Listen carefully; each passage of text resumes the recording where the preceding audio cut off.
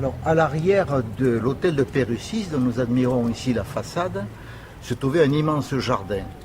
Et au XIXe siècle, lorsqu'on a fait le passage Vidot, les constructeurs, le promoteur de l'époque, M. Charles Vidot, a bien sûr utilisé les terrains pour faire des constructions modernes. Il nous reste donc de cette époque du XVIIIe cet hôtel de Pérussis et un autre hôtel, mais qui est plus ancien, 15e, 16e, qui est l'hôtel d'Agar, dont on voit ici la tour qui reste avec ses gargouilles et ces bâtiments qui ont été annexés par la suite. Cet hôtel d'Agar est particulièrement célèbre puisqu'on y a trouvé récemment en sous-sol des vestiges romains et plus récemment des trésors de pièces de monnaie romaines du 1er siècle après Jésus-Christ. Alors, la maison commune s'est toujours élevée à cet emplacement. Malheureusement, comme elle tombait en ruine, elle aussi, en 1750, on a décidé, le vice-légat a permis que soit reconstruite cet hôtel de ville, dont on voit le souvenir perpétué ici.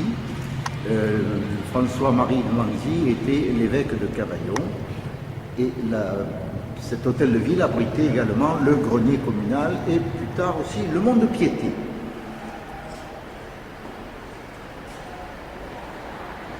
On accédait à l'étage où se réunissait le conseil par cette porte monumentale, toujours décorée, qui est du XVIIIe siècle et qui a été bien ouvragée, notamment la rampe que l'on peut voir. Cet hôtel a subi des modifications puisque en 1892, le maire Aimé Bousseau a fait refaire le dallage sur lequel nous nous trouvons actuellement, afin de permettre aux réunions de se tenir et puis au bal de se faire également. Par la suite, on a couvert la cour de cet hôtel de ville d'une immense verrière qui, dans son aspect moderne, ne dépare pas l'ensemble du monument. Bon, ici s'est levé le Fangas qui a été rasé dans les années 1960. Donc tout un tas de petites ruelles, et il faut dire que la ville était partagée en deux parties. Il y a une partie haute, mais au sens géographique du terme, qui est la partie noble que nous avons vue avec tous les bâtiments religieux, et la partie populaire fangeuse, Fangas, avec des écoulements d'eau malsains, des gens qui font les fumiers devant leurs portes, et ce quartier avait mauvaise réputation du fait de la fréquentation et aussi de la quantité de population qui y habitait. Alors, cette petite place qui se trouve au centre de la rue Gambetta, qu'on appelle aussi la rue de la République, ou les anciens cavaillonnais l'appelaient la rue de la Couronne, s'appelait autrefois le Plan d'Allégret. En fait, c'est un carrefour qui met en communication la partie sud de la ville avec la partie nord, et également l'est avec l'ouest. On voit encore quelques témoignages de l'époque religieuse avec quelques statues. Et puis le témoignage aussi dans les façades de vestiges du XVe siècle.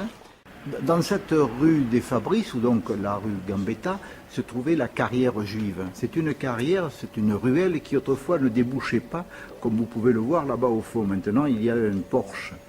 Dans cette rue s'entassaient entre 150 à 200 juifs qui étaient obligés de résider ici. Et l'endroit où nous nous trouvons était fermé le soir par une porte qui interdisait donc aux Juifs de sortir de cet endroit. Au bout, nous voyons la synagogue vers laquelle nous allons nous diriger. Alors, la synagogue se trouve ici en face de nous. Elle a été construite en 1774 et elle a conservé son intérieur complètement en excellent état.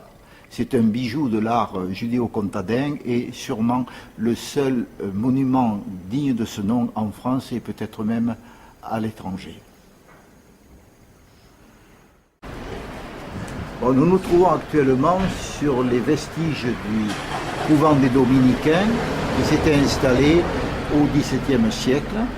Les arcades que nous voyons sont les restes du cloître. Le cloître s'étendait donc actuellement au-delà de cette rue qui est en face. Et nous allons entrer dans la partie qui a été achetée par la famille Jouve, mais qui a entièrement disons, réaménagé le site au 19e siècle et au 20e siècle, puisque les derniers Jouves sont partis en 1937. Alors sortons de la ville pour retrouver un vestige des Romains que nous avons rencontré au début, l'arc romain qui a été déplacé, qui se trouve sur la grande... L'arc romain qui se trouve sur la vaste esplanade du Clos, au pied de la colline Saint-Jacques, toujours dominée par la chapelle.